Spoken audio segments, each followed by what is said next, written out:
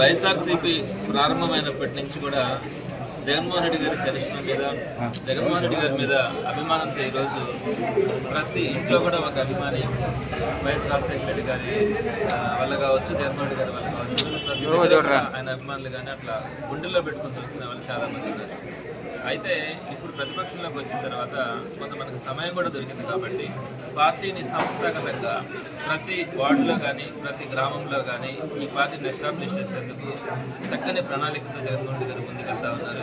ఇందులో భాగంగా అన్ని అనుబంధ సంఘాలకు కూడా అన్ని రకాలైనటువంటి కమిటీలు, వార్డు కమిటీలు కానీ, నగర కమిటీలు కానీ, జిల్లా కమిటీలు కానీ, రాష్ట్ర కమిటీలు కానీ, వీటన్నింటినీ కూడా 29 అనుబంధ సంఘాలకి, అలానే పార్టీలకి, వీటన్నింటినీ కూడా గ్రామ స్థాయి నుంచి రాష్ట్ర స్థాయి వరకు కమిటీలను చక్కగా వేయడం కూడా జగన్మోహన్ రెడ్డి గారు చేస్తున్నటువంటి ప్రక్రియ. ఇందులో భాగంగా నెల్లూరు నగరంలో మొదటి నుంచి కూడా పార్టీని నమ్ముకొని చక్కగా పనిచేసేటువంటి వారందరికీ కూడా వారిని గౌరవిస్తూ కొన్ని పదవులు కూడా ఇవ్వడం కూడా జరుగుతుంది. ఇందులో మొదటగా చెప్పాలి అంటే కిషన్ మంచి యాక్టివ్గా ఉంటాడు. పార్టీ అంటే జగన్మోహన్ రెడ్డి గారు అన్న ఒక లాయల్టీ అన్నది మొదటి నుంచి కూడా కనిపిస్తుంది. మొన్న ఎలక్షన్స్లో కూడా ఖలీల్ అహ్మద్ కంటెస్ట్ చేస్తూ ఉన్నప్పుడు తనకు చేతనైనంతగా మీటింగ్లు పెట్టడం కానీ, గ్యాదరింగ్స్ కానీ, ఆ కమ్యూనిటీలో కానీ, మొత్తం ప్రజల్లో కానీ, యువతలో కానీ తను చేసినటువంటి ప్రత్యక్షంగా కూడా చూశాను. అయితే కిషన్కి ఒక మంచి పదవి ఉండాలా, తనకు గౌరవం ఇవ్వాలి. ఎందుకంటే తనలో ఆ ఇంట్రెస్ట్ ఉంది, ప్రజలకు ఉపయోగపడాలా, భవిష్యత్తులో నేను ఇంకా డెవలప్ కావాలా, 10 మందికి ఉపయోగపడుతూ డెవలప్ కావాలని ఆలోచనతో ఉన్నటువంటి కిషన్కి ఒక మంచి పోస్ట్ ఇచ్చి గౌరవించి తను ఎంకరేజ్ చేయాలనే అభిప్రాయం కూడా ఉండింది.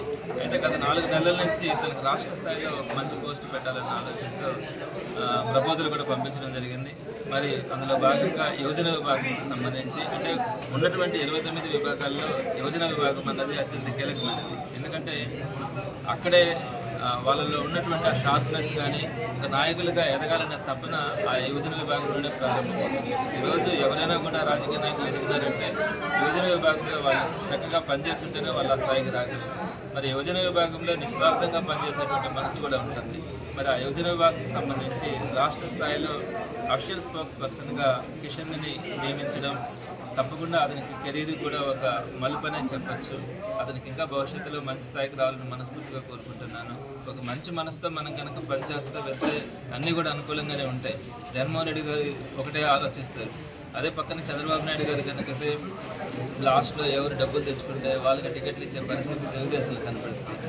కానీ ఎప్పుడు కూడా వైఎస్ఆర్సీపీలో జగన్మోహన్ రెడ్డి గారి హయాంలో ప్రభుత్వంలో ఆయన అధ్యక్షతన ఎప్పుడు కూడా ఒకటే ఉంటుంది. పార్టీని నమ్ముకున్న వాళ్ళకి కానీ, తనని నమ్ముకొని కష్టపడి పనిచేసే వాళ్ళకి కానీ, ఆయన ఎన్ని కష్టాలు వచ్చినా కూడా వాళ్ళకి అండగా నిలబడి వాళ్ళకి లిఫ్ట్ ఇవ్వడం కూడా జరుగుతుంది. అందులో భాగంగా ఈరోజు కష్టపడి పనిచేసే వాళ్ళందరినీ కూడా భవిష్యత్తులో మంచి స్థాయిలో కూడా చూడడం జరుగుతుంది. కిషన్ను కూడా నేను అదే ఆశీర్వదిస్తా ఉన్నాను. చక్కగా పనిచేసి ప్రజలకు అందరికీ కూడా ఉపయోగపడతా భవిష్యత్తులో మరిన్ని మంచి ఉన్నత పదవులు అధిరోహించాలని. ఈరోజు నాకు వైఎస్ఆర్ కాంగ్రెస్ పార్టీ యువజన విభాగ రాష్ట్ర అధికార ప్రతినిధిగా నన్ను నియమించినటువంటి పార్టీ అధ్యక్షులు మాజీ ముఖ్యమంత్రి వర్యులు జగన్మోహన్ రెడ్డి గారికి, అలాగే Nellore city incharge MLC Parvathareddy Chandrasekhar Reddy గారికి, అలాగే జిల్లా అధ్యక్షులు కాకాని గోవర్ధన్ రెడ్డి గారికి నా ప్రత్యేక ధన్యవాదాలు, కృతజ్ఞతలు తెలియజేసుకుంటున్నాను. ముఖ్యంగా ఈరోజు నాకు ఈ పదవి రావడానికి ముఖ్యమైనటువంటి కారణం ఎమ్మెల్సీ చంద్రశేఖర్ రెడ్డి గారు. ఎందుకంటే ఈరోజు రాష్ట్రాల్లో మనం చూస్తున్నాం ఈ రెడ్ బుక్ పరిపాలన పేరుతో రాక్షస పరిపాలనని పరిపాలిస్తున్నటువంటి నేటి తరుణంలో నెల్లూరు నగర నియోజకవర్గంలో అనూహ్యమైన పరిస్థితుల్లో మన చంద్రశేఖర్ రెడ్డి గారిని జగన్మోహన్ రెడ్డి గారు నియమించడం జరిగింది. ఆ రోజు నుంచి నెల్లూరు నగరంలో ఎటువంటి కార్యక్రమమైనా వైఎస్ఆర్ కాంగ్రెస్ పార్టీ కార్యకర్తలకు నాయకులకు అండగా నిలబడి ఒక బాహుబలిలాగా అందరినీ కాపాడుకుంటా వస్తున్నటువంటి వ్యక్తి ఎవరైనా ఉన్నారా అంటే చంద్రశేఖర్ రెడ్డి గారిగా మీ అందరికీ స్వాగతం తెలియజేసుకుంటున్నాను. ఈరోజు మేము అధికార పక్షంలో ఉన్నంత ఆనందంగా మాకుంది, కేవలం అది చంద్రశేఖర్ రెడ్డి గారి వల్ల.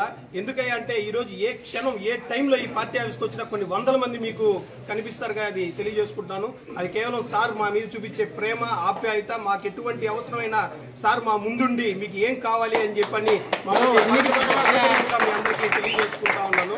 అలాగే ఈరోజు నాకు ఈ రాష్ట్ర అధికార ప్రతినిధి యువజన విభాగానికి సంబంధించి పదవి రావడానికి కారణం సార్కి ఎమ్మెల్సీ పదవి కోసం కూడా కష్టపడలేదు. ఇది నాకు చెప్పొచ్చో లేదో తెలియదు కానీ అన్న, ఎమ్మెల్సీ పదవి కోసం కూడా సార్ అంత కష్టపడలేదు.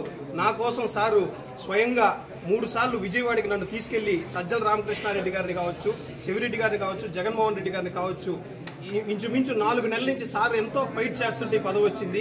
ఎంతెంతో పెద్ద పదవులు సార్ అందరికీ ఇప్పించారు. కానీ ఈ యువజన విభాగంలో ఉండే పదవి మాత్రం చాలా కీలకమైంది, చాలా హార్డ్గా అయింది. ఎందుకంటే 175 నియోజకవర్గాల్లో ఉండే ఇన్ఛార్జీలు కావచ్చు, ప్రతి ఒక్కరూ ఈ యువజన విభాగానికి ప్రెషర్ పెట్టడం జరిగింది. అయినా సార్కుండే సన్నిహితం వల్ల జగన్మోహన్ రెడ్డి గారితో దాన్ని ఫైట్ చేసి ఈరోజు తీసుకురావడం జరిగింది. ఈరోజు రాష్ట్ర వ్యాప్తంగా చంద్రశేఖర్ రెడ్డి గారు గలం వినిపిస్తున్నారు.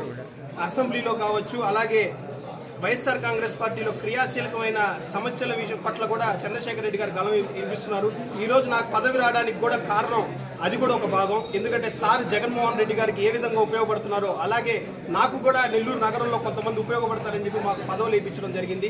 అలాగే ఈరోజు సారు భుజాన మమ్మల్ని అందరినీ వేసుకొని పోరాడుతున్నారు. అలాగే సారుకు అవసరమైన టైంలో 2029 సార్ ఎప్పుడు నిలబడితే అప్పుడు మేమందరం తనని భుజాన వేసుకొని గెలిపించుకొని ఎంత కష్టమైన పడి తన ఎమ్మెల్యేగా గెలిపించుకొని అధికారంలో వచ్చిన మరుక్షణం మంత్రి పదవి అధికారిస్తారని చెప్పని మనస్ఫూర్తిగా కోరుకుంటూ, అలాగే నెల్లూరు నగర ప్రజలు కూడా ఒక మంచి వ్యక్తి సౌమ్యుడిని ఆశీర్వదించాలని చెప్పి పర్వతరెడ్డి చంద్రశేఖర్ రెడ్డి గారు మీ ఆశీస్సులు అంది ఉండాలని చెప్పని నేను సగౌరవంగా కోరుకుంటూ జై జగన్.